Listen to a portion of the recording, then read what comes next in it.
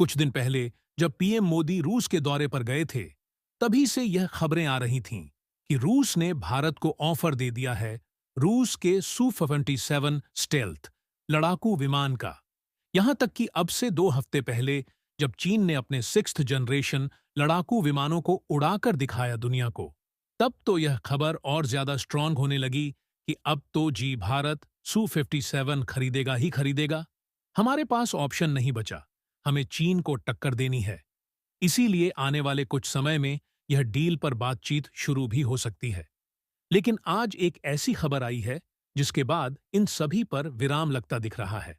दरअसल रिपोर्ट्स में आया है कि भारतीय वायुसेना के एक अधिकारी, जो कि काफी सीनियर हैं, ने बयान दिया है कि सू-57 लड़ाकू विमान अब भी प्रोडक्शन से बहुत दूर है और रूस की वायुसेना को मिलने में ही अभी इसे 4 साल का वक्त कम से कम लगेगा। ऐसे में अगर भारत खरीदता भी है तो 5 से 6 साल के बाद ही हमें सू-57 मिल पाएगा। लेकिन वह ऐसा क्यों कह रहे हैं?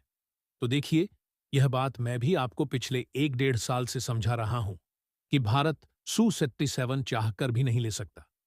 इसका कारण है, दरअसल आज की तारीख में आप जो सू-57 की वीडियो देखते हो, इमेज देखते हो, जिसमें रूस इसे उड़ाकर दिखा रहा है, इससे अटैक करके दिखा रहा है, आप जानकर हैरान होंगे कि वह सू-57 असल में एक संपूर्ण स्टेल्थ लड़ाकू विमान है ही नहीं। आप जानकर हैरान होंगे, लेकिन वह 100% स्टेल्थ नहीं, वह एक सेमी स्टेल्थ लड़ाकू विमान है और इसका कारण है उसका इंजन।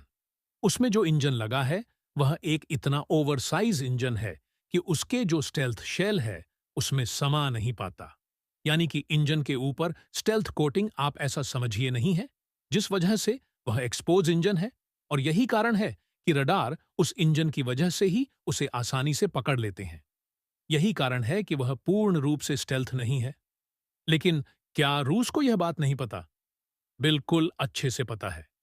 इसीलिए रूस एक ऐसा इंजन बनाने में लगा हुआ था जो कि साइज में छोटा हो और ताकत बहुत ज्यादा हो, यानी करीबन 120 से 130 किलो न्यूटन की ताकत हो और साइज में इतना छोटा हो कि इसके स्टेल्थ शेल में आ जाए, यानी कि जो स्टेल्थ कोटिंग है लड़ाकू विमान की, उसमें वह समा जाए। और यह कैसे लगता है? समा जाने के बाद आप देखिए, यह F-35 का इंजन है।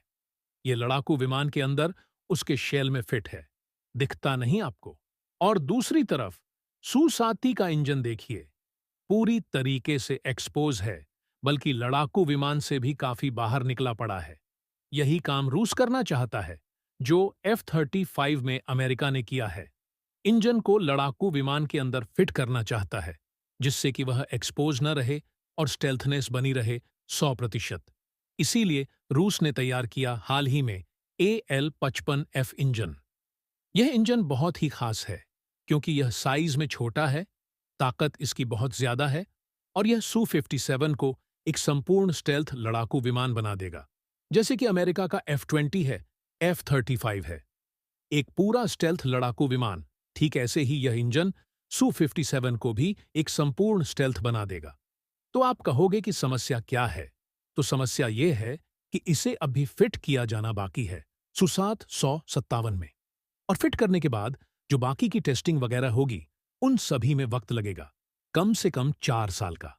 यानी कि कम से कम 2029 से पहले आपको एक संपूर्ण सू-54 स्टेल्थ लड़ाकू विमान देखने को नहीं मिलेगा, जिसमें यह AL-51F इंजन लगा हो। यानी कि रूस की सेना को ही 2028-29 तक यह मिलेगा। तो सोचिए, अगर हम ऑर्डर करेंगे तो हमें यह कब तक मिलेगा? यही कारण है कि सू-57 की डील को अब ऑफ माना जा रहा है। भारत इसे कंसीडर नहीं कर रहा, जबकि भारत को लगता है कि इतना टाइम और इतना पैसा अगर हम सू-57 की बजाय खुद के एमका में लगा दें, तो वह बेहतर ऑप्शन होगा। वह भी इसी के टाइम फ्रेम में तैयार हो जाएगा। लेकिन अगर भारत को इमरजेंसी परचेज करनी पड़ती है, तब भारत के पास सू-57 के बाद एक ही ऑप्शन बचता है। एकमात्र, उसके अलावा कोई कंपटीशन नहीं है और ना ही कोई चॉइस ऑप्शन है भारत के पास। वह है F-35। जी हाँ, चाहे आपको यह पसंद हो या ना हो, लेकिन F-35 ही भारत के पास एकमात्र ऑप्शन है। लेकिन फिलहाल जो सोर्सेस बता रहे हैं, भारत इसे एक ही सिचुएशन में खरीदेगा जब पानी सर से ऊपर निकल जाए और यह कब जाएगा सर से ऊपर? तो हमेशा आपको पता ही है, भारत का इतिहास।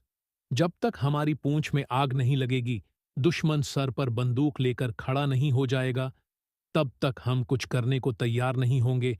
आप देखना, जब तक कि चीन एक और एक्शन नहीं करता भारत की बॉर्डर पर, ना तो एमका को फंडिंग मिलेगी, ना ही एमका को सपोर्ट मिलेगा, और ना ही हम F-35 खरीदने के बारे में कुछ सोचेंगे। और फिर उस स्थिति में सबसे ज्यादा नुकसान किसका होता है? पैसे का। आपको याद होगा, जब चीन ने हमारे खिलाफ एक्शन लिया, तो हमने तुरंत राफेल की डील की फ्रांस के साथ, और हमें राफेल महंगा पड़ा। हमारी मजबूरी का फायदा उठाया गया, लेकिन F-35 के केस में यह और ज्यादा होगा, क्योंकि एक तो वह पहले ही बहुत महंगा है, और फिर अमेरिका भी हमारी मजबूरी का फायदा उठाएगा, जैसे कि फ्रांस या रूस उठाते आए हैं, और हमें यही F-35 कहीं ज्यादा कीमत पर लेना पड़ जाएगा। बस यही समस्या है। हालांकि पूरी सिचुएशन पर आपका क्या मानना है, कमेंट करके जरूर बताएं।